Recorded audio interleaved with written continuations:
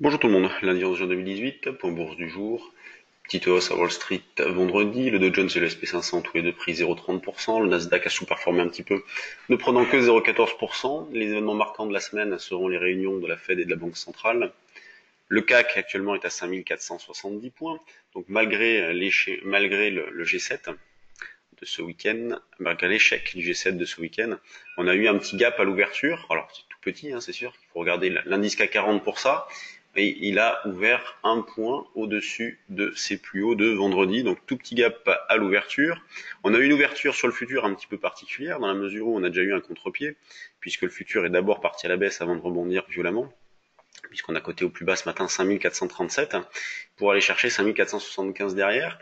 Donc nous, on continue à travailler de la même façon, à savoir on achète sur des replis, donc le plus proche possible de 45,50 pour commencer, partant de 5475, un retour dans cette zone-là serait bien, donc c'est un niveau qu'on a travaillé à pas mal de reprises dernièrement, donc on va voir si le marché retrace. C'est vrai que pour l'instant il reste ferme, et la figure qui dessine est plutôt une figure haussière pour la suite, mais bon, je suis toujours placé, moi sur 45,50 pour tenter un petit rebond.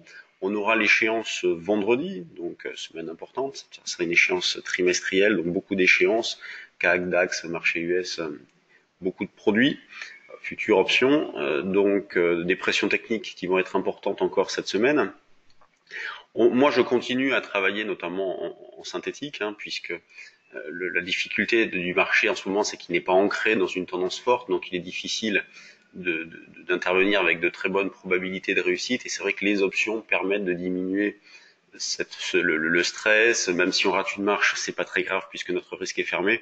Donc moi, je vais continuer sur l'échéance suivante à travailler en put synthétique, donc achat de call, vente de futurs, qu'éventuellement je chercherai à financer par des ventes de put, donc pour monter un petit tunnel. Bon, c'est pas complexe, mais il faut comprendre le mécanisme des options. Sur le DAX, eh bien, on travaille aussi à l'achat, donc achat sur des replis. C'est vrai que ce matin, bon, pour 9 heures, je proposais un achat dans cette zone de 12 720, 40, et partant de 12 860, on s'en est éloigné. Donc on pourrait reprendre maintenant cette zone de 12 000, autour de 12 800, pourquoi pas, pour intervenir d'une manière agressive, dynamique. Donc toujours pareil, un marché assez hésitant, un manque de densité, ce qui explique des écarts importants. Donc achat sur repli tout de même. L'eurodoll, lui, se rapproche d'une zone de vente que l'on a travaillé beaucoup la semaine dernière, donc notamment sur un 18,23 niveau. On a fait plusieurs écarts grâce à ce niveau-là. Donc on peut toujours vendre, même si c'est vrai qu'on est en phase de reprise aussi, donc il y a de quoi être davantage méfiant. C'est un peu, voilà, c'est un peu le mot d'ordre, la méfiance un peu partout, puisqu'il n'y a pas de directionnel fort. Donc on a des billets qui sont haussiers sur le CAC, le DAX, on a un billet baissier sur l'eurodoll, mais on n'insiste pas trop, c'est pas le moment de monter de monter des stratégies avec des grosses quantités, donc il faut naviguer à vue, entendre des petites choses, si ça confirme pas, on ressort. Mais en tout cas, on continue de vendre l'eurodoll, donc sur la zone d'un 18,20, un 18,40, je plaçais à 23 un petit peu. Quand on regarde du côté des actions, ce matin, on a Total et Saint-Gobain qui détachent leurs dividendes, donc il n'y a plus d'écart entre le cash et le futur. Donc pour cette semaine, il n'y aura plus d'écart. Vendredi, ça sera l'échéance et on aura 8 points d'écart entre le cash et le futur, échéance juillet. Donc beaucoup de régularité sur les valeurs du CAC, avec plus forte baisse Saint-Gobain qui perd un 20, plus forte hausse Société Générale. Donc on voit que les bancaires sont très bien orientés, même les financières d'une manière générale, puisque Société Générale, Crédit Agricole, BNP, AXA trustent les premières places du CAC 40, donc bonne perf des financières. Ensuite on a LVMH qui est en petite hausse aussi, donc c'est particulier les mouvements sur le secteur du luxe la semaine dernière, avec une forte baisse jeudi puis une belle reprise vendredi. On le retrouve notamment sur Kering où la hausse a été plus rapide. Donc ça c'est une bougie assez haussière sur Kering. Au niveau des mid et small cap, il n'y a pas beaucoup de news ce matin. Quand on lance les screeners, qu'est-ce que l'on retrouve? On retrouve Arcos. Donc Arcos, on en a parlé déjà la semaine dernière. On pourrait avoir un signal d'achat qui se déclencherait au-dessus de cette zone-là. On a Stalergen qui bouge aussi un petit peu. Transgène.